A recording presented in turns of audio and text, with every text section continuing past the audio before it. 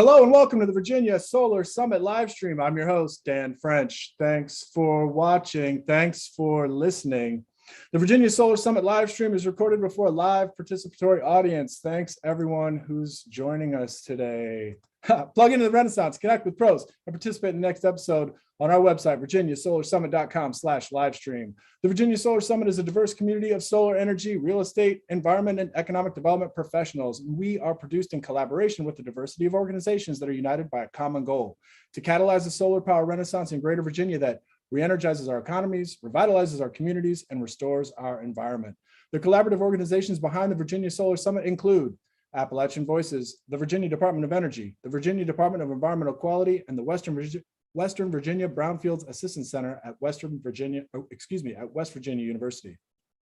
We are substantively focused on the development of solar energy, tactically focused on land use and redevelopment, geographically concerned with Virginia and West Virginia, and regionally oriented towards similar solar developments across all of Appalachia. We organize a market-making, groundbreaking, and always entertaining event, the Virginia Solar Summit, and we look forward to seeing you at the next one in Richmond, April 26th, 27th, and 28th. You can see it live on the screen there. Plug into the Renaissance and learn more on our website, virginiasolarsummit.com.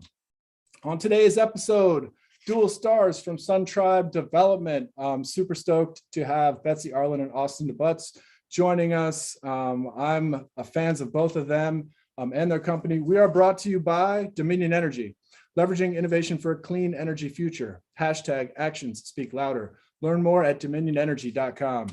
As well as Mission Disposal, the essential site services company specializing in day-to-day supply and sanitation needs during solar and commercial construction. Learn more at missiondisposal.com.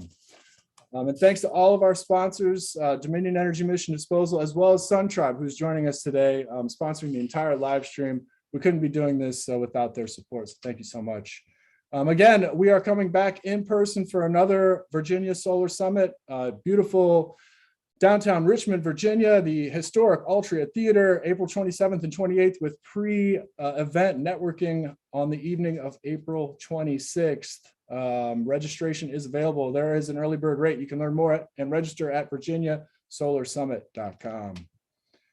Okay, quick whirlwind around the solar space if we can. You might have missed this event yesterday, but our friends at DOE are hiring. They have a lot of positions available. You can go rewatch this awesome event they had yesterday at energy.gov because they're really looking for some big brains. And I know we have some of those in our audience. There's a lot of young people. It's a renaissance and we're hiring. We're going to get back to that. Speaking of which, and speaking of Richmond, our friends at Soul United Neighbors and Virginia Energy, the Virginia Department of Energy, they're hosting this event this week, tomorrow. Richmond Solar and Electric Vehicle Cooperative Information Session. This is free, 12 p.m. Eastern Time. Plug into that if you can. And then again, from our friends at the U.S. Department of Energy, the Office of Economic Impact and Diversity, is this event also January 26th, tomorrow, starting at 2:30 p.m. Available for free on Eventbrite. It is reducing barriers to DOE opportunities, all about creating opportunities in the renewable energy and clean tech workforce, which we desperately need, for sure. And also this week, the next day, January 27th, Thursday, speaking of workforce, we're really going to be squaring up with the executive director of Shine, Mr. David Peterson, who's doing a tremendous amount of this work and has been in recent years in the vanguard of this renaissance. I'm really looking forward to that. And that's also available on Eventbrite. And then coming up, again, from our friends at Virginia Energy, there's a lot of electrical retrainings. They're virtual, they're online as well as out at the Buchanan Training Center. You can register online, energy.virginia.gov, search for those. There's several dates. February 18th is the next one. It's virtual, 7 a.m. to 3 p.m.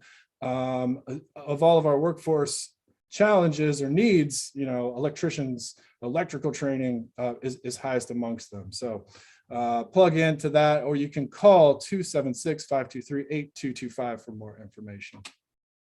All right, having said all that, let me introduce both of our speakers, but what we're going to do is kind of bring them on one at a time. So I'll ask Austin just to hang back for a second. I'd like to introduce Betsy first. She's the Director of Development at Sun Tribe Development. You can see there. She has over a decade now of renewable energy experience, and she's currently serving, as I said, as the Director of Development at Sun Tribe Development. She's a former entrepreneur, and she has an MA in geography and a BA in geography from Wayne State University in Detroit. And she doesn't know this, but I myself am a real geography bug, and I was the 8th grade geography champ. Although I didn't quite get the passion that Betsy has, which has led her to this incredible career. Her work includes site selection, obviously, GIS. She's supporting landowner engagement and permitting, and she began early in the beginning of her career, working on a conditional use permit of a 200 megawatt wind farm in Nebraska as well. So Betsy understands the space thoroughly, and she's also an alum of BP, like myself, but an alum of BP Wind Energy, where she provided project development support and geospatial solutions across land development, asset, and their asset management teams. She worked on a 2 gigawatt portfolio from conception to completion, which included 14 operational projects. And she has experience across our country in markets including Indiana, Ohio, Pennsylvania, Virginia, Texas, Michigan, New York, and Kansas. So Betsy, that's a big introduction, but really impressed with your work, with your career. And I do want to begin at the beginning. How did you, I maybe could have followed you in your footsteps down the path of geography, and here we are together again. How did you go from your passion for geography to your very important future building work in solar there at Sun Tribe? Yeah, it's great to be here, Dan, and really appreciate the introduction. And congratulations on your 8th grade geography win there. I've always really been interested in, how the human and the environment work together, and was very focused on urban planning early in my career and in my studies. And as I navigated through the transportation and urban planning worlds, really wanted to focus on making an impact and a larger impact with natural resources and the environment. And so found myself very fortunate in 2009 to get involved with the renewable sector and working on development across the country in wind. So my foray started in the wind industry early on, and really just navigated that space throughout the years, and through relationships built and learning about the renewable space. I'm fortunate to be in Virginia and working in Virginia and a part of the solar industry. And do you think, just quick follow-up, just skill set, like it was very transferable for you, and like a lot from kind of your own intrinsic skill set and the skills you developed and the technology that you're using, you think very approachable for people? Very approachable. I think, you can either look at things, and I do as a geographer, look at things holistically and like to look at the large picture, and that has its advantages and disadvantages. But I took a technical kind of path and really learning the tool set behind geography, which is geographic information systems, which really gave me a foundational base to start launching my career off of. I could have dug down that path further and got really focused, but really like the big picture, that it fits me. So stuck with the big picture view. Awesome. Yeah. And we need big picture thinking. I call it a renaissance, but lots of skills. And I love, the way that you kind of followed your passion into finding very, very meaningful work.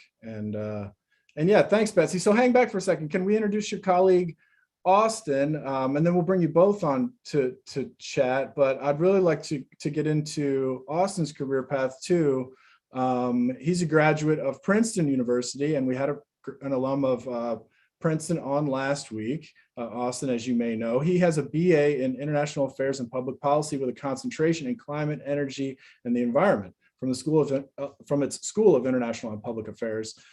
He is a former Clean Energy Leadership Institute Fellow and was a participant in the Reykjavik University Green Program through the Iceland School of Energy. And he's also an accomplished scholar athlete. I was also an athlete, not in college. That's a long story, but Austin served as the Princeton varsity, the captain, of the Princeton varsity men's lacrosse team, and later as a player coach for the Argentinian national lacrosse team. And we'll definitely talk to him about those accomplishments as well. But Austin's very innovative, obviously, and began his career with this space in mind. More recently, he is serving as the Director of Origination at Sun Tribe Development. And there, a large-scale renewable energy developer providing those solutions, and he's working in unique ways. They're thinking differently, and we'll talk more about Sun Tribe, but he's working with nonprofits, utilities, municipalities, very closely with communities, but also corporate innovators to make solar a reality in the PJM region specifically, but a little bit beyond. Prior to joining Sun Tribe, he worked for Sol Systems first as a project finance analyst, where he launched the CES offsite team and supported development and financial modeling for over 300 megawatts of utility scale solar. And then later in New York, he was a project development manager, where he initiated the market development for utility scale solar storage and fielding responses for over 150 megawatts. So let me bring in Austin. Again, a long bio, but you're both very worthy. You've done a lot of work. You look young, like I do, hopefully, but very experienced. And I'd like to ask you again, like Betsy, to begin at the beginning. But for you, you're approaching this space from a slightly different perspective. You were very fixed on climate early on, straight away. So can you maybe start there and help us follow your footsteps from university to doing the important large scale solar development that you're doing now? Yeah, happy to, Dan. I'll just start by saying, first time caller, long time listener, big fan of the show and a lot of the work that you've been doing. I still remember dialing into the first virtual Virginia Solar Summit and hearing you on the MC. So appreciate everything that you're doing for the space and all the positivity and energy that you bring. So kudos back to you. So my start really began native Virginian, grew up in Richmond. Grandparents had a farm up near the Middleburg area, and being out there, I think that's probably kind of where my green journey began. And as you alluded to in that far too long and generous introduction, through undergrad, studied climate, energy, and environment, and was fortunate actually to have my first solar gig be in Cambodia, of all places, doing rural off-grid electrification. Very small kind of single panel systems, but did some cool installations on some schools over there, and kind of had that literal light bulb moment where I felt like this is a pretty, life-changing technology and opportunity, and obviously feeling like climate change is the fight of our generation. So that's kind of what got me into the business, so to speak, and fortunate to have worked with some great companies and be back in the Commonwealth here in Virginia with Sun Tribe. And I think it's really great in terms of kind of the introductions that we do here. Betsy going before me, we very much are two different sides of the same coin. Betsy being the front end, early stage greenfield development work, going out and siting, and my work on the origination side being working with customers, corporates, utilities for the actual offtake of the power once we've got everything up and running. So really excited to be on here and looking forward to the conversation. Thanks, Austin. Yeah, I really appreciate the compliment, and very grateful to get both of your time at the same time. You're quite the duo over there. And yeah, we're really glad to get you on and kind of pull the thread to see kind of what makes it all work and get your mutual perspectives. But let me follow up. A lot of international experience in sports. So was it sports that led you through that international perspective, or are you thinking just big about the planet from a young age, that kind of, hey, I want to see what Mother Earth is all about in these different places? Yeah, great question. I would say a little bit of both. Was fortunate to be born in a household that was a lot of travel. My parents, much more interesting than I, their honeymoon was a 2-year trek around the world. all over the place before kids and mortgages. So I think I inherited a little bit of that curiosity from them. And everywhere that I travel, it's kind of one of those things you realize it's sort of a small world, the more of it that you see, and a lot of kind of common bonds that folks share regardless of where you go. So also gave me a pretty healthy level of humility in terms of realizing how fortunate I was to, be where I am in the country that we are, and feeling a pretty strong need to pay it forward for those less fortunate than us. So I think a lot of that kind of community aspect features in the ethos of the work that we're doing, and is why I have opted into the industry and the renaissance that we're in. Thanks, Austin. I appreciate you diving in and that perspective, and for your passion. We need as many, folks at the wheel of the Renaissance as we can muster these days. Many hands will make little work, but the challenge, the task is large. And I appreciate what you say about about the U.S. I have a very global perspective too. Folks may know I grew up traveling thanks to my parents, kind of a travel brat, always in tow, and lived abroad, started my career international M&A in Europe for a few years. And I think what we've seen is the United States has made a lot of mistakes, but as North America goes, so goes the world. The shiny city on a hill concept, there's some truth to that. I think, we're leading from a growth perspective and innovation, and we really have to keep that pedal on the metal. We can take these technologies around the globe in the next step. But let me wind back now. So SunTribe's not doing any global projects that I'm aware of, but they're doing a lot of work here at home, and that's exactly what we're talking about today. Going big with solar, utility scale. That's what you guys are doing every day. And I want to bring Betsy back in to talk kind of about SunTribe, because I'm a fanboy of SunTribe as well. I respect both of you as professionals, but SunTribe, as one of my favorite commercials would say, think differently. The classical Apple commercial, and you guys are definitely thinking different at SunTribe, and you have been. The people that you hire, the way that you go about things, but you're still a relatively small company. Betsy, can you talk about the ethos of SunTribe that Austin was kind of alluding to, his personal ethos, but I think it all fits together for the stellar team of solar stars that you guys have assembled there at SunTribe, and specifically SunTribe Development.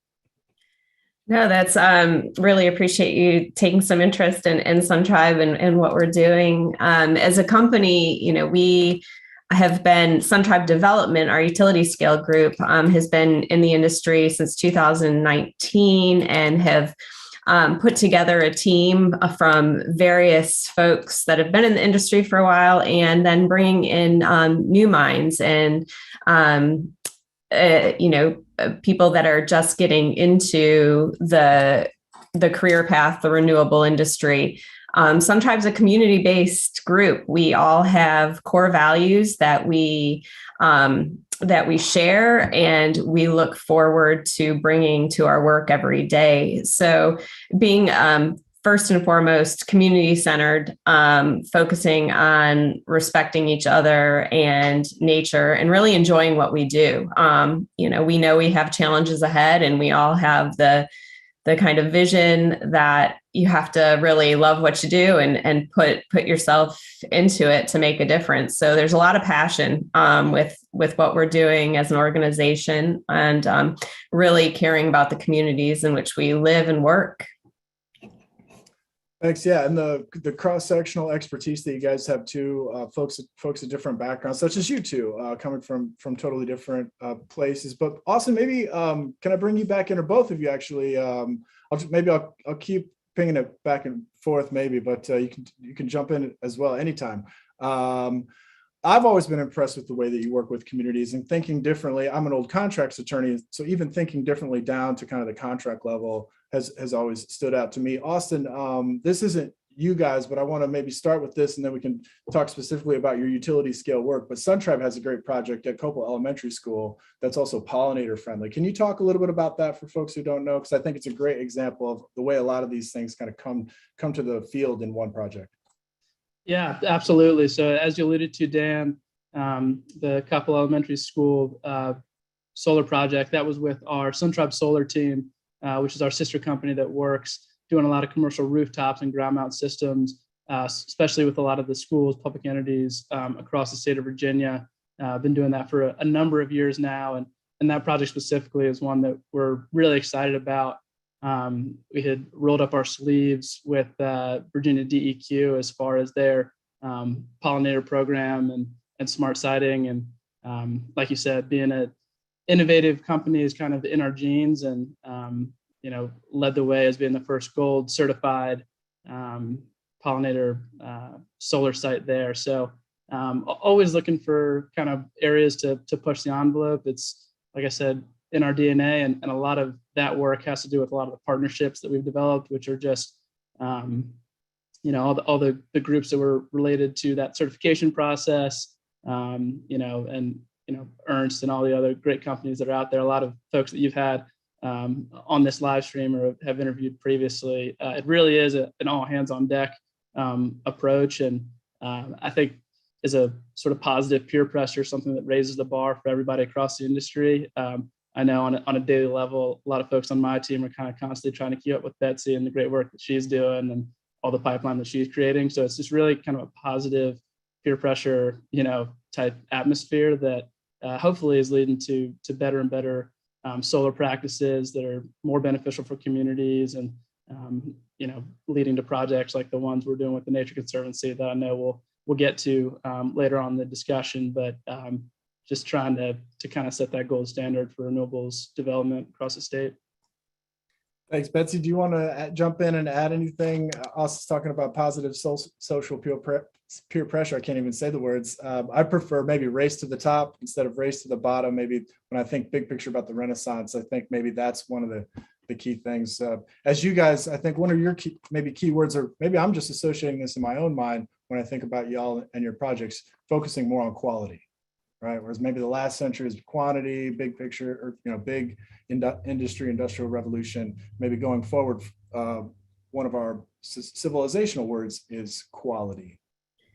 Quality, you can maybe add to that creativity, and in order to solve the challenges we have at a community level and environmental level, it's going to take cooperation and collaboration. So I think we recognize that at Sun Tribe. And as we look at various projects, whether they're smaller or, we're growing in scale in our project sizes, we really need to look at that. Like you nailed it, the quality of what we're doing in the whole development process, from beginning with siting and looking at innovative ways to approach that aspect of development. Thanks. That's actually right where I wanted to go. Siting. Can we get into? We have a very smart audience, as you all know. Details. Can we talk about some of the specifics? We've in the last few episodes, we've kind of been swirling around benefits. That's kind of our one word for this episode. Thinking through from the landowner perspective, but in terms of creating these bigger win-win-win scenarios, generating benefits broadly defined. How do we do that? Big picture, it sounds nice, but it really starts, Betsy, you were just talking about, smart siting, especially taking in local environmentally sensitive areas and all the details that go into, building kind of our highest and best solar project. Yeah, I would probably have to say that starting for that win-win-win-win scenario, that's what we're looking for across the board. These projects are projects that are going to be in communities for 30 years. And we have to look at how to create the best relationship among all partners. And so from our perspective, looking at how to make that happen begins with the land that we're looking at first and foremost, and making sure that we're having respect and we're being good land stewards. So looking at various ways to reuse land, being, the first win, and trying to find communities where taxes and those benefits, economic benefits, can come in and bring the landowner in, and then bringing the corporate off-taker in. But really what it comes down to is, everybody's going to have to give a little to make this happen, to make this renaissance happen. And there are wins that we can find across the board. I think one good example of that is a project we worked on in Chambersburg, Pennsylvania, another Commonwealth and neighbor to the north of Virginia. But the project was, changed to post-mine land use and was able to use agricultural land that was going to be used for a shale mine down the road. So again, looking at different approaches to land use as that starting point for the win-win-win-win. Yeah, Austin, jump in.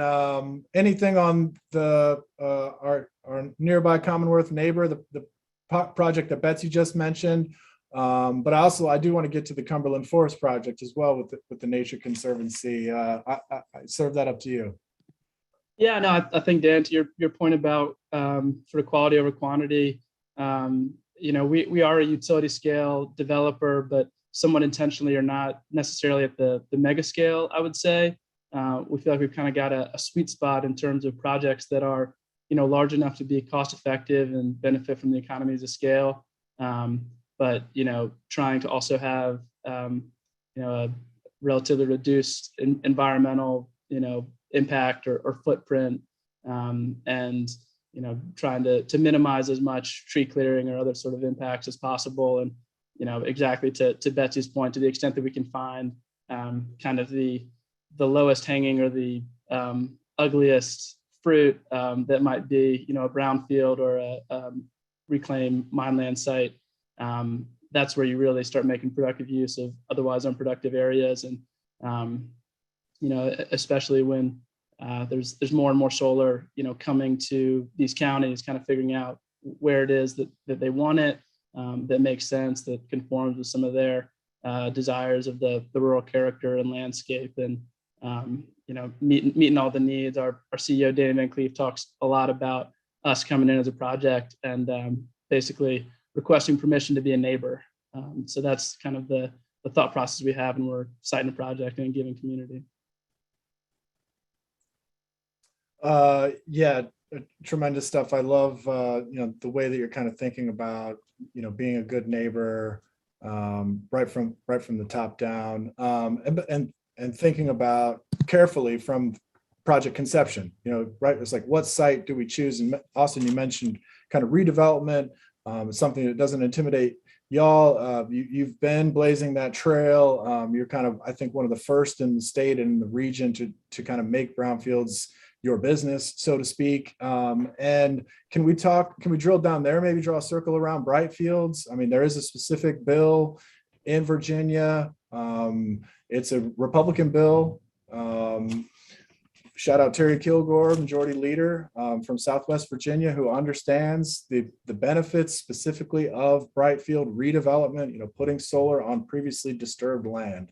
And when I'm thinking about the benefits, we've been talking about policy and politics on the last few live streams, as you guys may have seen. We're not discussing that today, but I think about solar as an area for bipartisan agreement. People, specifically when it comes to redevelopment, and I think our friends at Virginia Energy will tell us that there's about 125,000 acres of mine land. Now, some of that has trees on it, or new growth, maybe not old growth trees. But there's a lot of redevelopment potential in Virginia, and y'all are swimming in that stream, so to speak. Betsy, Austin, I'd love to hear from you both on that. Betsy, let me pick on you first. Yeah, no, I think that's something that comes back down to our core values and not being afraid to look at what's right for Virginia and what's right for an industry, and trying to create portfolio that is diversified and actually is in looking at ways to reuse the land. Brightfields and brownfields we've been looking at for some time now, have really great partners in the industry and other great developers in the industry doing the same. So I think we're all looking at it from the lens that we need to reuse the land. One of our projects in Martinsville with our we're looking at in development could be a great candidate for the HB 1925 if funding gets thrown in and we can find funding for it. Those are projects that really can use the support of incentives to bring them to life. Yeah, Austin, jump in. I think, we've seen this at the national level, brownfields, reusing industrial, heavy commercial land. It's even through, the past two administrations and this one, Biden, Trump, Obama, it's been bipartisan. People agree that we understand the public sector role. There's no owners, or there's legacy pollution. But is HB 1925 going to be funded? You're not a policy analyst, but how do you guys think about that in terms of kind of the next wave of redevelopment, Brightfield redevelopment in Virginia? Yeah, it's a great question. Definitely want to go back to Harry, the previous guest, maybe, and get his latest take on that. But to your point about drilling down on brownfields, I'm a sucker for ponds, especially solar ponds. Won't drill down too far because I don't want to penetrate the cap. Mostly ballasted systems there, and with those systems, maybe you're running into some additional build costs or some reduced production from a fixed tilt system that impacts some of the economics. And exactly to Betsy's point, incentives, which my previous work in New York, other states that have seen kind of the direct benefit of making productive use of those areas that are putting dollars to work to make sure that those types of projects that might be sort of on the cusp economically but have so much public benefit can get through. I think that's something that we're keeping our fingers crossed for, and who knows exactly what's going to happen at the federal level, but feels like again, some of the work that we're doing in Southwest Virginia and some in the West Virginia area as well, might be interesting for certain senators that might not be as thrilled about some of the other things that are in the infrastructure package, but feel like that's kind of one of the best, investments that you can make, as far as Dan, I think you had alluded to a study that came out even maybe today out of Michigan in terms of investing dollars and the return on the investment coming from these types of renewable projects. So feel like if there is that kind of infrastructure funding to be out there, we're acknowledging we're a little biased, but we think it's a pretty great area to support. Thanks, Austin. Yeah, I would love to. You took me right to the specific numbers that I love to read and pretend to be smart. So there is a new report out of Michigan. I'll try to drop the link in the chat if I can, or we can make it available later. But they estimate that for every dollar that the state of Michigan will invest in its new in solar development in Michigan, it will generate $7.70 in total public benefit. Some of that is the environmental piece. And then I can do this off the top of my head, being an old brownfield guy. The national brownfield program, the federal US EPA brownfield program, always boasts in the neighborhood of 20-to-1 leverage. So for every dollar invested in the US EPA brownfield program, it leverages $20 of total development capital. Very, very tremendously successily. And there's lots of reasons for that, but we're recreating that similar kind of success. In Virginia, Virginia Energy now has a parallel program to the US EPA brownfield program targeting specific redevelopment.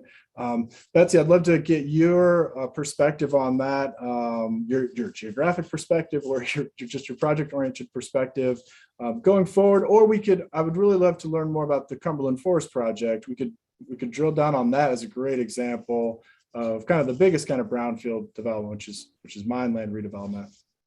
Yeah, give a shout out to Virginia Energy and DEQ, both their brownfield groups and the innovation groups for the work that they've done to support Virginia growing in both of these areas. First and foremost, great partners to help share information with the development field along with other experts as we're all navigating through what are some of the first projects in Virginia on the abandoned mine lands. We're so excited to be partnering, a development partner with the Nature Conservancy and the Cumberland Forest. And these projects are going to be challenging. They are challenging, but what we're looking at is creating a blueprint that hopefully we can share to continue down the path of reusing land and bringing workforce development to Southwest Virginia. That's a key component of what we're trying to set out to do, and through these projects. Thanks, Betsy. I think we need a blueprint so badly, right? We need to build a bridge from where we are to this renaissance that I'm talking about, the Jetsons or Star Trek future for our kids and grandkids. But we still have a lot of we got a lot of orphan sites, Austin. What are we going to do? We've been wondering for decades what we're going to do with all these brownfields and all these abandoned mines. And now it seems like we have a solution that can scale, slightly higher degree of difficulty. But we have the nerd army to help us with these things. I'm a proud member, and let me give you guys honorary titles right now. But jump in. You think? Solar can really be widely applied in a lot of these sites that are otherwise going to sit there and do nothing. Yeah, Dan, I would follow you into solar nerd battle any day. From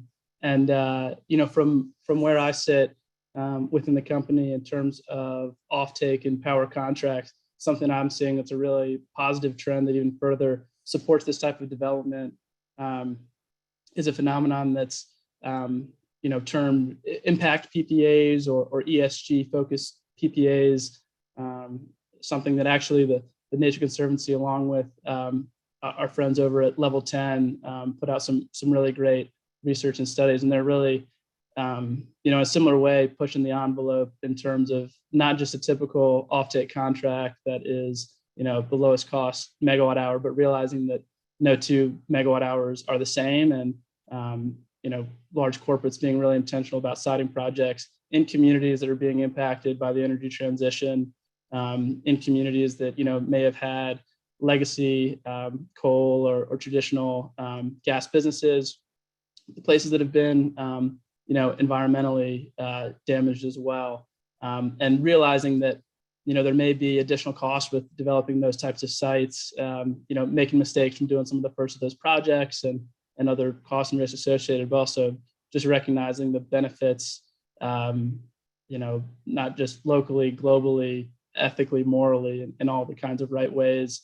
It goes up as far as, Larry Fink in his Blackstone letter to CEOs, saying that there's more than just shareholder value, and it's goes beyond just the strict dollars and cents, and there's an ESG component to it, and that is pushing another kind of demand that we at SunTribe are trying to rise to meet more of that. So really, really exciting positive trend. I think is going to kind of go more and more in that direction, and I think hopefully more corporate utilities are going to be keeping up with that and continue to raise the bar. Yeah, I think impact PPAs are fantastic. I've seen a trend toward, and this has come up recently on the live stream too, trends towards more and more negotiation for local PPAs. Communities are getting smart. There was a county in Indiana who passed a pollinator-friendly ordinance. Thou shalt plant pollinator-friendly when you do a project in our county. And I think that we'll see more of that, going back to what Austin was kind of talking about, the positive peer pressure or that race to the top. I think we're kind of following the carrot again. There's real benefits to chase. These things are going to the bottom line. Betsy, jump in. We can talk about kind of can we go straight to the benefits now? We can go the money, the megawatts, we can go climate. We can just start to tick this off. I didn't prepare a list today. Somebody should make a list though, but we can do it right now on the fly. How do you think about doing these projects a decade plus now, thinking very spatially and geographically? about every square foot. How do you see, value per square foot or per acre, per project? How are you thinking about the benefits of solar development? Yeah, I wish I could put a value on a value per acre that goes above and beyond. That's a good thing to start thinking about.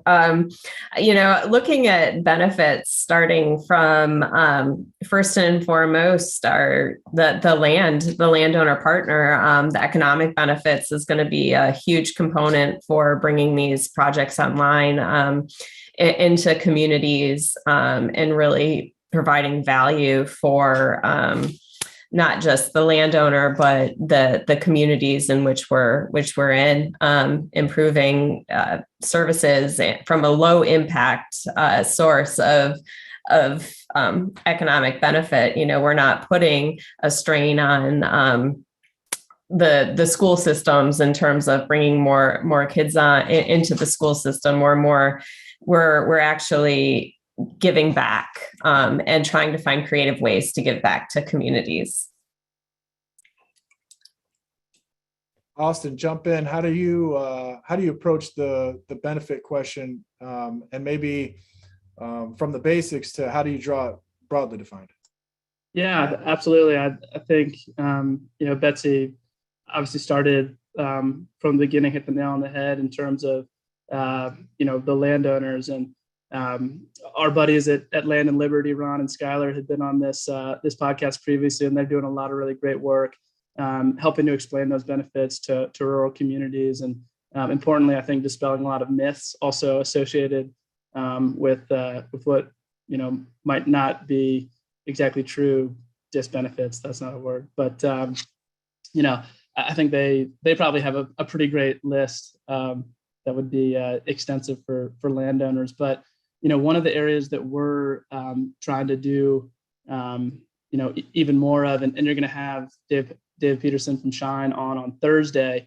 Sun Tribe, Rich Levy has been involved with Shine from the start, but workforce development, like you said, it's an all hands on deck, and we really need to create the workforce of the future here, and we want as many of those jobs as possible to be here in Virginia.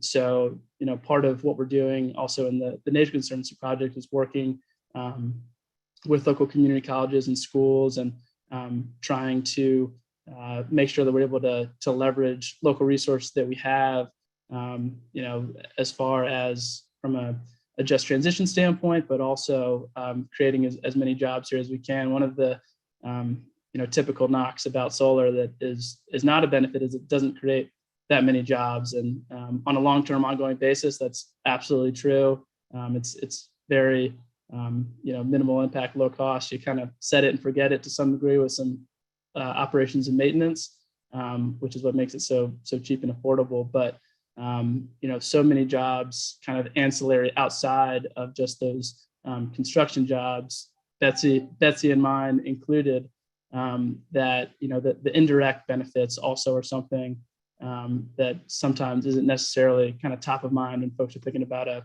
given infrastructure project, solar or otherwise. So really kind of thinking, again, back to Betsy's geographic, holistic, big picture benefits. Workforce development is one that we're especially excited about too. Thanks, Austin. I really appreciate that bridge or segue to our episode on Thursday with the director of Shine, who's really doing important work. And yeah, it's something I care a lot about. It's something I hear, I talk to people about every single day. It's workforce and the people challenge. It's been a problem for over 10 years. I think, since the last recovered from the last big recession, the real estate crash. But according to SIA now, we've got over 230,000 people in the solar industry in this country. That's a lot of people. Coal is dwindling and down to about 40,000 people now, definitely under 50,000.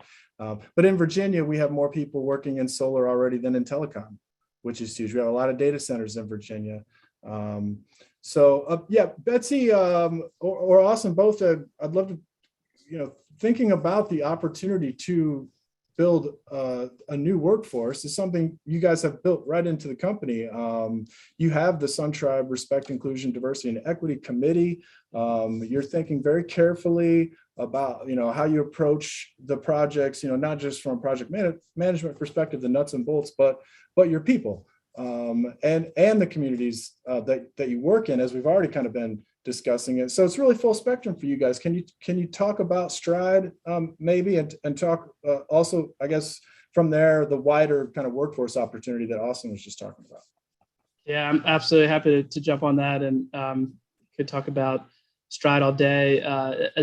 As we alluded to really right at the start, this is it's an all hands on deck approach, but it's also an opportunity to be radically inclusive, and we want folks with different backgrounds, folks from different areas of industry, different experiences. But as you alluded to, Dan, Suntribe recently rebranded our Diversity, Equity, and Inclusion Committee to be just that, Stride. And the reason for that, is taking what has been a lot of internal discussions and kind of thoughts in our head, and really trying to put them into action. That's why we picked it, an action word. And I think as our close friends and sponsors of the program, many would agree, actions speak louder. So we're working with groups like Black Oak Collective, which works with engineers, environmental consultants that are from typically underrepresented groups, looking at different, employment opportunities, internship opportunities, also participating in the Renewables Forward initiative.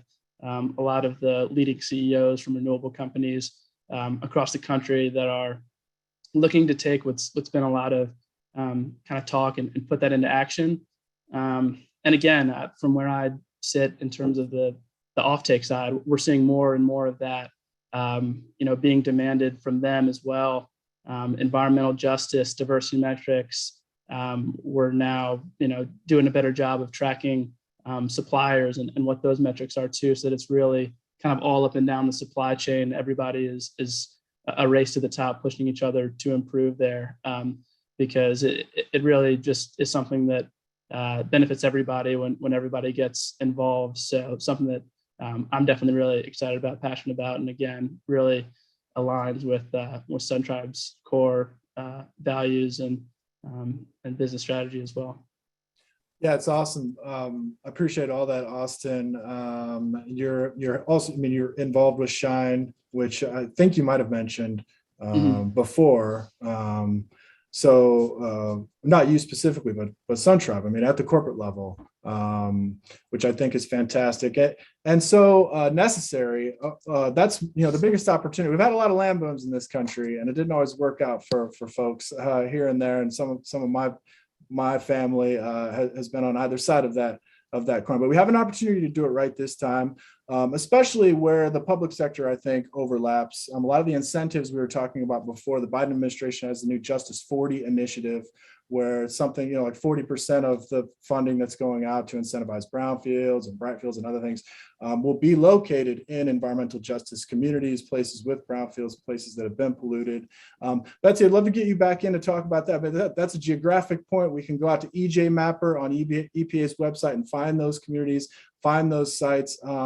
But the episode that Austin also mentioned with our friends at the Land and Liberty Coalition, conservative Republicans, not to raise the politics, but even in just rural places, these big utility scale projects, the day they turn on, that they can become the largest taxpayer in the community, and that's a big deal for a lot of little towns like where I'm from, maybe one or two factory towns that have neither anymore. Can you talk about the geography of equity as it relates to solar? Yeah, absolutely. Looking at, if you turn on that, the mapper of the brownfields EPA Repowering America mapper, and you start to look at the overlay potentially income on there, and look at areas that we're looking for environmental justice. And start to look at where we've impacted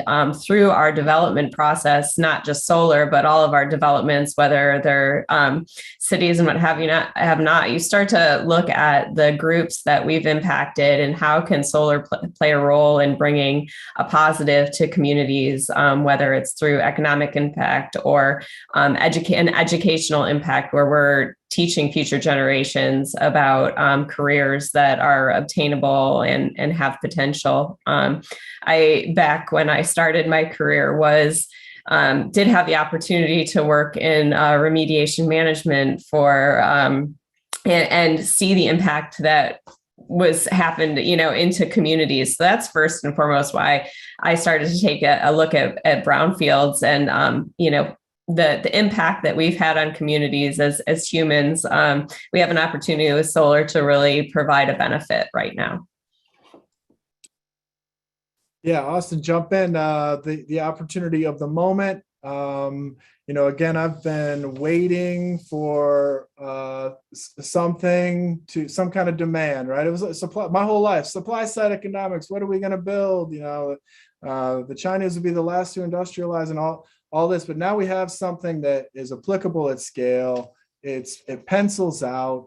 It's still early, but we're going to have even better projects going forward that are more economic.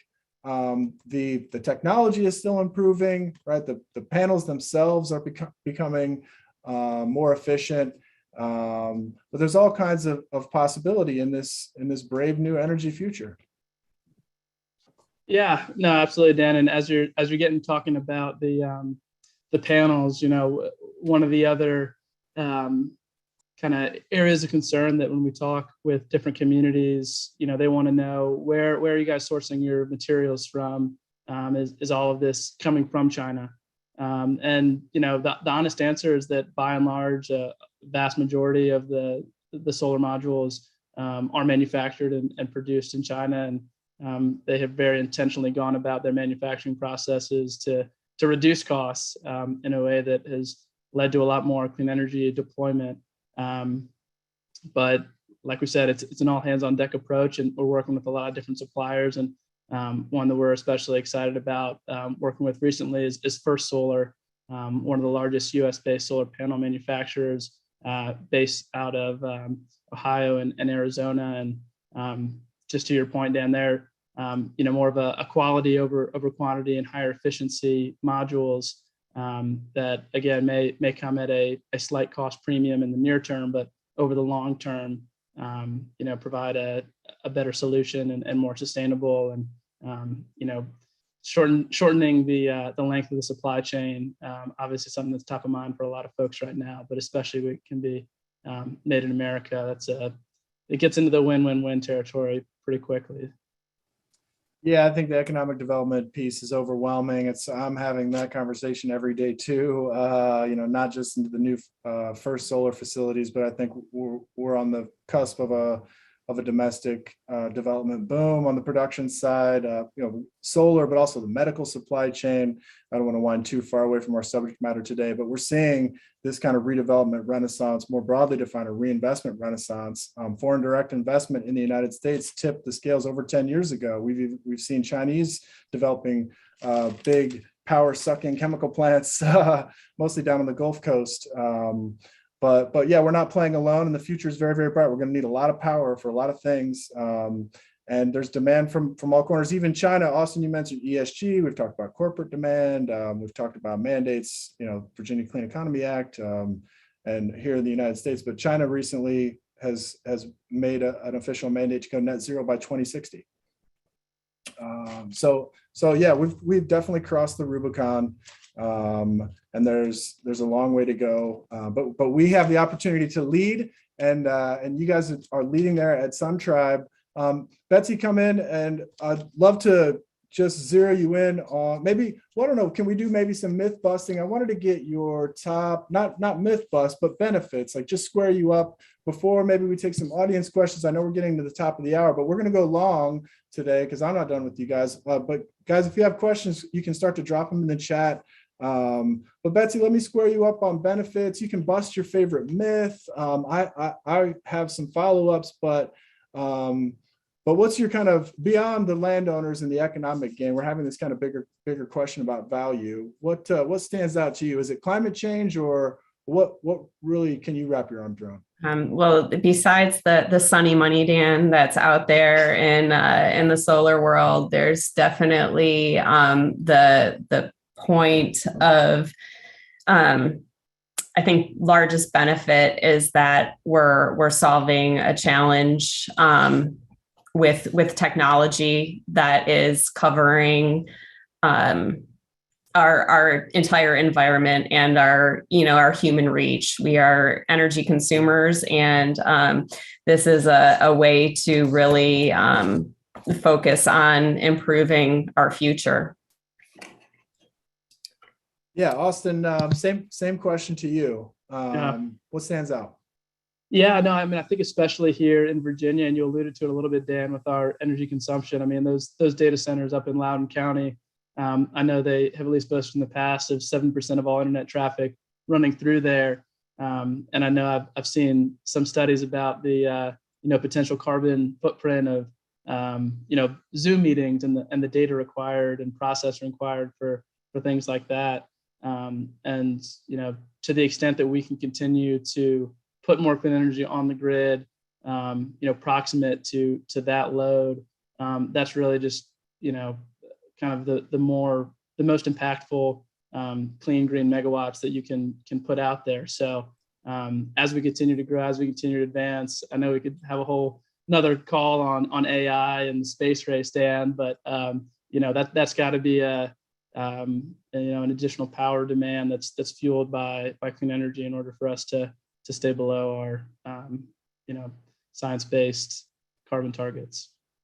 Yeah, well, we can go for a bonus hour. I wish it was Friday. We could just keep talking. But I would love to zero in on sources of future demand. I think all of our forecasts have been wrong. Going back, I mentioned this on the last episode, going back to the beginning, and we make conservative estimates for economic forecasts of all kinds, being an economist myself, or studying that in school anyway. But we just keep getting it wrong. And we really never see the next one coming, whether it's Bitcoin mining or drones, flying cars, just the electrification of the grid. If every car becomes electric, which is starting to happen now in Nordic countries, I think sales of all autos are getting close to 50% electric, or maybe in one country has already exceeded 50%. But kids playing video games in California uses more juice than like the entire country of Ecuador. So it's coming. We have to make way for that growth. But I think we can do it. It's just it's almost inevitable. But I want to do something Austin said made me think about, solar is green, and how green is it? And I have some numbers I want to give for folks. So solar, when we're talking about, we can do life cycle assessment, and really that's looking at everything, from beginning to end. And solar, we can say solar emissions are about 43 grams per kilowatt hour, which is not zero. It does take a lot of electricity. We got to mine metals and things to produce solar panels. Okay, so there's something. That's an order of magnitude better than natural gas, though, which is 486 grams of CO2 per kilowatt hour, and coal, which is 1,001 grams per kilowatt hour. So it's not so good as wind, though. Betsy, some of our cousins in the wind space might be happy to hear that. Wind is less than half. It's only 16 grams per kilowatt hour for wind. But I think a lot of that has to do with what Austin's talking about. We've been importing a lot of panels from overseas. Those carbon miles are counted on every solar panel. But if that ends pretty soon, and like wind, we'll be producing panels much closer to where they are deployed. The future for as green as it is right now, and we've got it down to the gram, the future for solar, actually, because of this investment wave that we're seeing, is about to get even greener. Pinch me. Oh, sorry, Betsy, that was a question. No, it really wasn't a question, but jump in. I mean, on green, like on some of the other, how do you see kind of the sustainability stack of value, if you will?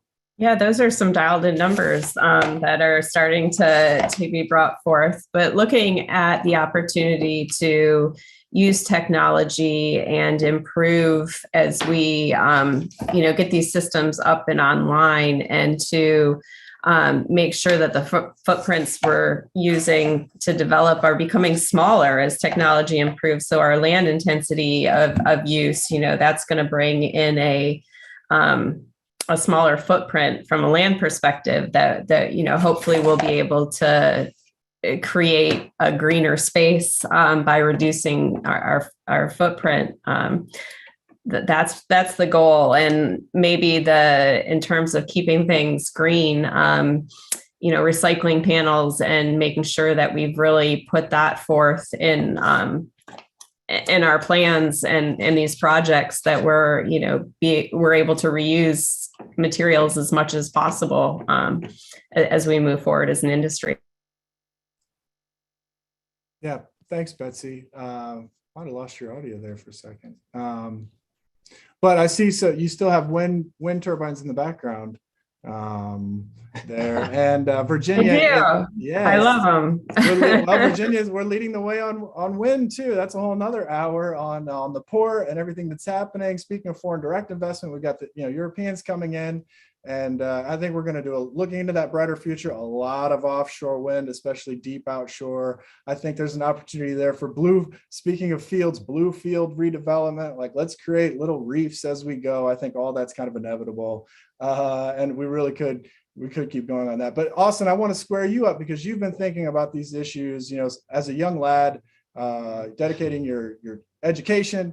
How are you stacking up, the sustainability value chain for solar, now and kind of projecting forward? Yeah, no, it's, at the end of the day, what we're trying to do here is, stop as much carbon getting in the atmosphere as much as possible, as quickly as possible. So it's really important to look at the life cycle costs of all these technologies. And Dan, if there's one silver lining maybe that comes out of the COVID pandemic is exactly to your point earlier, building more resiliency into our supply chains. The trend of globalization has been a really powerful economic driver that's led to a lot of innovation and helped a lot of folks, but has also created some dependencies and in some cases also left certain folks behind. So I think to some degree the pendulum is swinging back a little bit to more localized supply chains, and that's actually something that from a transportation standpoint, from all kinds of different life cycle costs can really have a dramatic impact on overall carbon footprint. And it really comes down to doing the best you can, sort of where you are, when you are, and kind of really brings it all back home to that level of community development, and takes me back to kind of the days of walking around the farm, leaving a place better than you found it. And I think that kind of takes what is a global issue and brings it down into kind of everybody's neighborhood and community, and trying to do more of that here in Virginia. And making it real, winning by the square foot, but now by the acre, and it's getting easier. And I think that's the opportunity now. Sometimes I call it the end of the beginning. The solar renaissance is standing up and running. Well, what does that mean? There's a lot of gains still. So half of the carbon in our export transit system is carbon. So we're sending these big ships across the ocean, and 50% of what we're sending across is fuel to send everything across. So there's kind of double gain still on the table. Every solar panel we bring home is also a lot of fuel saved, and all that's on the table. I know we're in bonus time. We're over the hour. Drop your questions in the chat if you have them. I don't see them, but I want to. I still have some more. We could go for a whole hour, but I do want to talk back on the land and maybe thinking, getting to maybe agrivoltaics. I'm a farm kid too. Grew up corn and beans, and it's a whole new revolution. A solar lease could maybe be 10x the revenue per acre of corn and beans in a decent year. And that perks up a lot of ears at the coffee shop where my grandpa used to take me. But Betsy, let me bring you back in, thinking, as our resident geographer, and not to agrivoltaics yet, but just solar as a utility scale land use. And Austin kind of mentioned this earlier. These are just fancy fences, basically. They're not contaminating the dirt. There's not going to be any leaching of any hazardous materials. We're scaling up on the pollinator-friendly side. We're going to be able to do a lot of things, I think, going forward on habitat. But even right now, where we're not doing that on every acre of these large-scale things, it still has ecological benefit. Or as I like to think about it sometimes, it's the ultimate fallow use. The land's just going to rest, the dirt's going to rest over the life of this solar lease, and then it's going to come back and you can certify it as USDA organic farmland if you so choose.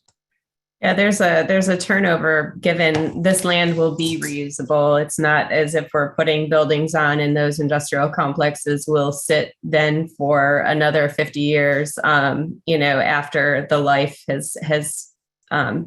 lifespan has been met. But we will be looking at resting the land for another round of crops. It's not farmland forever lost by any means, and looking at ways to incorporate agriculture and into our projects is something that I think as an industry we're all learning about. We're all finding new ways and new approaches, and that's just an additional field of growing professionals that are having new opportunities to do research and to learn about how we can have dual use in land. That's the ultimate goal of any land, is to have a dual use potential where we are able to double up that sunny money and to have multiple folks that are involved in projects that go beyond just solar operators. So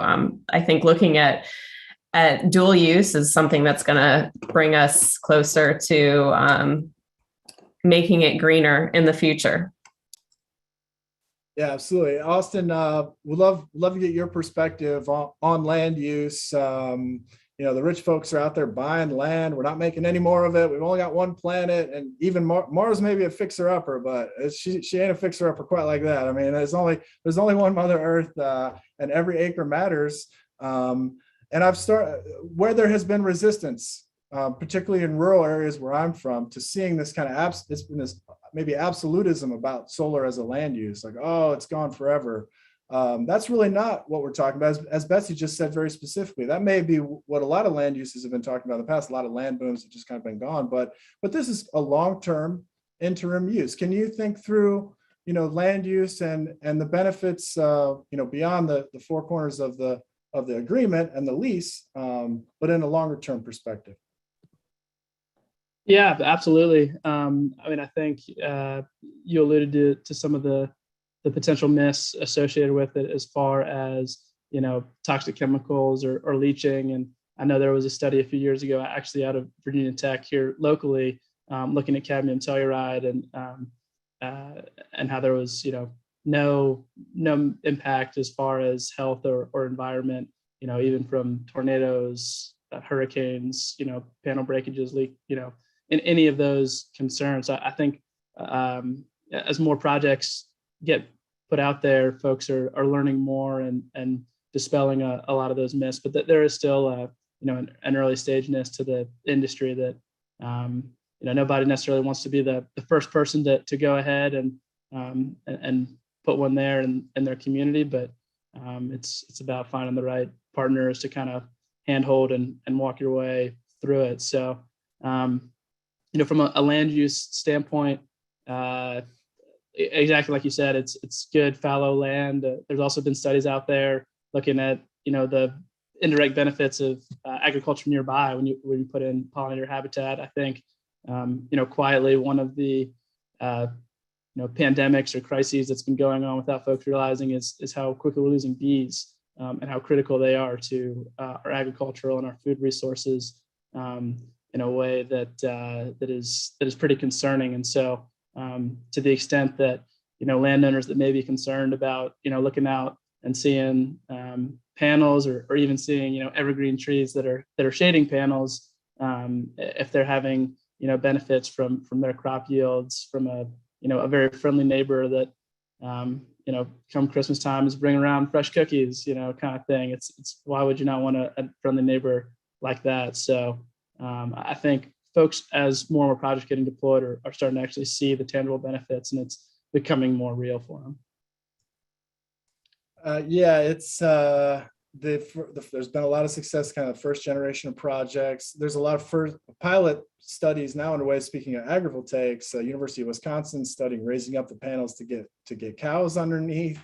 So thinking beyond sheep, which I think is really exciting. But sheep is a growing business. I know a lot of dog breeders in my extended network, and I've been encouraging folks to maybe get into sheep instead. That's a growth area. But it looks like we got some questions in the chat. Let me get to Austin, Betsy, both. What is the most unanticipated, highly appreciated experience, project, or concept that you've learned during your career? I know this stuff can make a difference. I've seen people cry. People get moved to tears sometimes. These things matter a lot to folks. Betsy, I'll pick on you first. You don't have to talk about any tears shed or break any personal confidences, but what was a project that stood out to you or moved you in particular? Yeah, I think that the project that's moving me right now is really the opportunity to work in the Cumberland Forest in Southwest Virginia and really transition and to a new form of energy, not fully transition because there will be a mix necessary, and that's rooted in what is in Southwest Virginia in coal, but really helping to create a new energy source and reusing land. It's a passion. It's something that I'm very passionate about and really excited to be a part of. So I think that story is yet to be written in its entirety, but that's where it's happening right now. Awesome. Thank you, Betsy. I'll turn to Austin and to bridge what you just said, what he said before. Like real estate lawyers, real estate developers have a bad reputation. You guys are kind of fighting uphill against that, but your passion shines through. Solar developers can be different. You guys are definitely thinking differently. And the reality of how beneficial these projects are, both directly and indirectly, I think is starting to shine through. Austin, as you said, even neighboring farms are seeing increased yields thanks to pollinator bumps in solar friendly developments. But what stands out to you, a person, so far in your career, as a kind of a shining moment? Yeah, and I think earliest for me, kind of bridges from the beginning to the end. Earliest for me, like I said, being that light bulb moment in a small rural library in Cambodia, where all of a sudden this place was going to be turning into an English language learning class for adults in the evening hours, and just realizing how fortunate I was to have English happen to be my first language and be the language, in a lot of ways of commerce and progress, and this being a real life-changing technology and an opportunity for these folks that I was interacting with, and then bringing it all the way back, full circle. And not to piggyback on Betsy, but it is kind of what I tend to do on a day-to-day basis for a job now. The TNC project, it's hard to understate how excited we are about that. The moment that we knew we were picked as the partner, sharing the news, huge celebration across the company. We've got folks that have volunteered with Nature Service, who've been involved, family from the area, and it just couldn't be more aligned with everything that we're about doing. And then actually have an opportunity to go down there and interact with people in Wise County and in Abingdon and see the work that they're doing. And they're so excited to have us there. And they've been doing, work to get ready for this for so long. And there's so much good work that we're already piggybacking off of. It's hard not to get excited about that. And this story, as Betsy said, is still being written in real time. But it's kind of one of those ones where I got a feeling we're going to kind of look back at, a special moment in our careers, and say that was really a turning point where it all came together for us. So yeah, appreciate the question. Yeah, I'm certainly excited about that project. As someone who's been accused of seeing the future, I've kind of been waiting for this unicorn to materialize. It's like, I know it can happen one of these days. And I think for me, it's emblematic of what's coming. And it bodes so well. I mean, we can go get every mountain now, and already, I mean, every coal miner out there, I mean, if you're in the coal space, I mean, there's a job for you in solar, every single one of you. Whatever your skill set, there's not much of a reach. Electricians, come on over, no doubt about it. So thank you, Austin and Betsy, both. Really appreciate those sentiments, and your passion shines through, and really grateful that y'all are the ones blazing the trail. And I'm really looking for, Betsy called it a blueprint, but the Cumberland Forest project, I think there'll be a lot of, it will stack for you, and they'll get easier and easier as you go. We've been doing brownfields a long time. We have environmental insurance, the $6 million man. We have the technology, but you're going to put it into action and make it real. And I the days, weeks, months, and years ahead are really, really, really exciting. And I think we have the time now. Before I ask my last question, we do have one more question in the chat, tactical, and then I'll go big picture and ask you about the great grandchildren. But let's talk about safety and access. Might sneak in a couple more questions. I know you guys have the time, and we still have a pretty healthy audience sticking in here. So can we talk about safety and access for a second? Like clearances on site, you're working at being a good neighbor, you have farmers nearby, maybe there's some heavy commercial use. How do you guys handle access, safety, fencing, and those kinds of things, whether it's coyotes or our questioner here is raising up anti-terrorism even, or vandalism? I'll throw that in. Yeah, happy to jump on that one. And I think it goes along with the grid modernization work that's happening. And as it becomes a more technology dependent grid, it also in some ways becomes sort of technology susceptible. And as part of a lot of the agreements that we work on, cybersecurity is one aspect of it, and access as well. We work really closely with Dominion. They're one of our largest partners, and in some cases we're building projects on behalf of them. In some cases they're purchasing the power from our projects, and they've got some pretty strict, you can imagine, rigorous standards as far as site access, especially when these are public installations that is being funded with ratepayer money. So probably would have to get someone with a better technical background and get some more engineering team in here to really dig in on those specific questions. But at a high level, that's kind of hopefully useful for you. Yeah, for me, I don't see Betsy unmuting, so I think we'll leave it at that. And then let's sneak in one last question before my last question. We talked a little bit about equity and diversity and inclusion earlier, but maybe we can get very specific. Are there actual requirements in Virginia that you hire local, that you hire a diverse workforce, or you can tee Stride back up again and repitch the whole thing? But how is SunTribe thinking about diversity and inclusion? Yeah, again, I'll just chime in as far as some of the work that we're doing. And I think it is, not just SunTribe. I think it's really happening at a broader industry level. And I think because it's happening at a broader industry level, groups like SEIA, the Solar Energy Industry Association, have actually put together resources, primarily in areas of hiring and employment, in terms of providing economic opportunity to groups, communities of color that may typically not have access to certain opportunities, and then also looking at suppliers as well. Just awareness of who is out there, who is supplying, what are the minority and women-owned businesses that are able to, complete the scope of work that you're looking for, in the same way that kind of the list of benefits being compiled. There's lists of contacts and suppliers that are out there. And fortunately for SunTribe, we have a great leader of our Stride committee, and Samantha Brook, who happens to be our director of procurement as well. So she's already got that, in her mind when she's going out procuring, talking to module suppliers and other folks that are out there. So work is being done. There's still a lot more work to be done. And I definitely want, everybody dialed in on this call to make sure that we're holding each other within the solar industry accountable and to a high standard when it comes to that.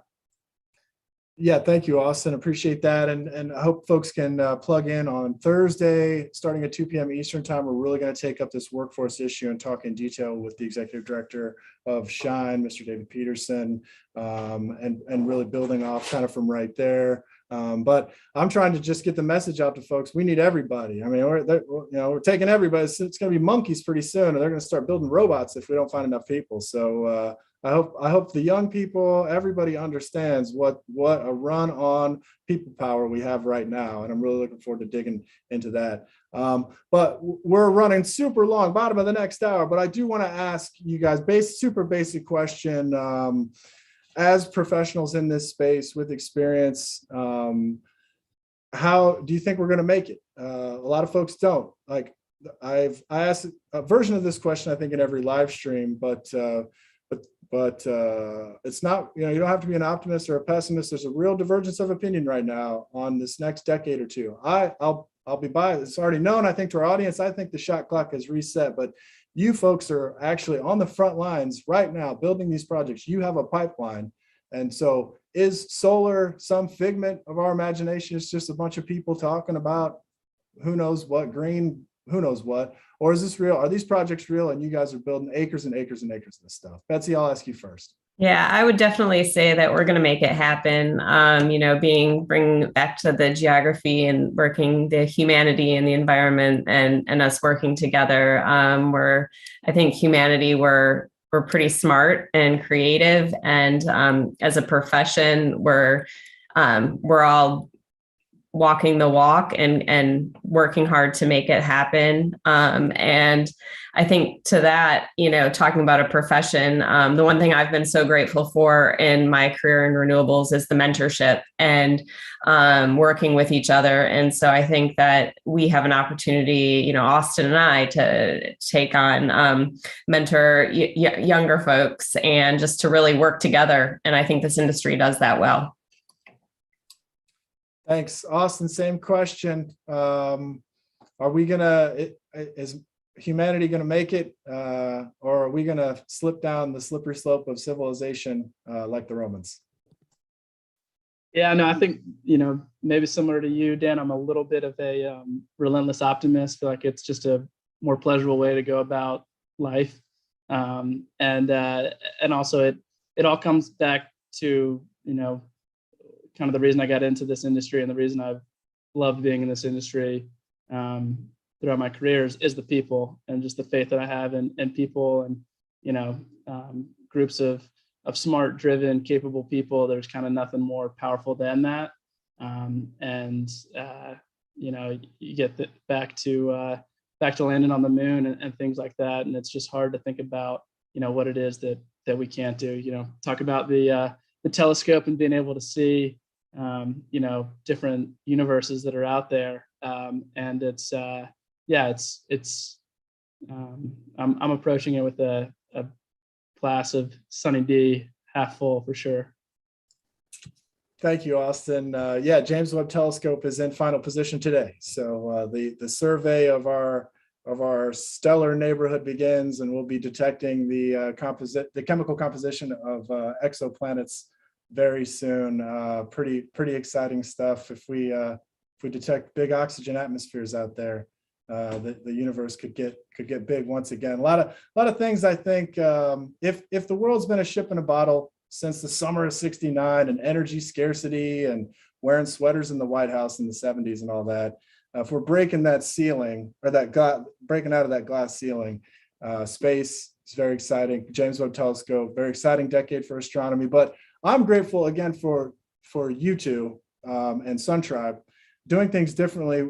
early in the Renaissance. So you built your whole company kind of around this. And so even diversity and equity, I think, becomes easier for you all when it's just kind of structural and you're approaching things. You're engaged. The way you engage communities, I think, stands out too. You go in and you listen, your whole team. So stand up, kudos for the work that you do every day. And yeah, you are the bridge. We're going to do it one project at a time. It's getting easier. And if I'm right, and we just keep at it now and do the work. We don't even need any more patents. They'll come anyway. Solar panels will improve, but you folks just keep doing what you're doing. Thank you so much. We'll let everybody go. Thanks to our heroes who are still sticking around after a marathon conversation. But I really enjoyed it.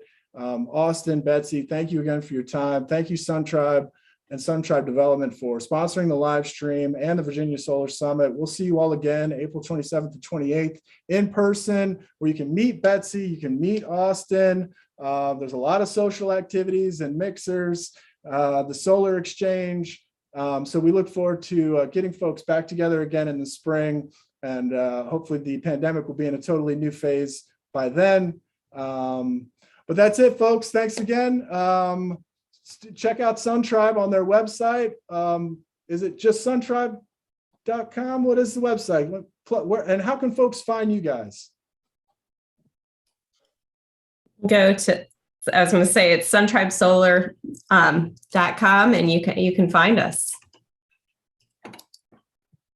Yeah. Also, feel free to reach out. Austin.deButts at suntribedevelopment.com. Would love to hear from folks and keep the conversation going. Thanks, yep. And as you all can tell, they're very approachable and friendly and good folks. So I encourage you to reach out. Sorry, I didn't have my website card in front of me. But thanks again. Really enjoyed this conversation. Folks, you can follow up and watch this, send it around, find it on our YouTube channel at youtube.com. And please plug in next Thursday, or this Thursday, for the Executive Director of Shine, Mr. David Peterson. Thanks again, everybody. Keep up the good work. The future is bright. Thanks, Dan. Good Thanks, job, Dan. guys. Appreciate it. That's awesome. Let's do it again. Heck yeah. Love to. Space. Yeah. All right, yeah.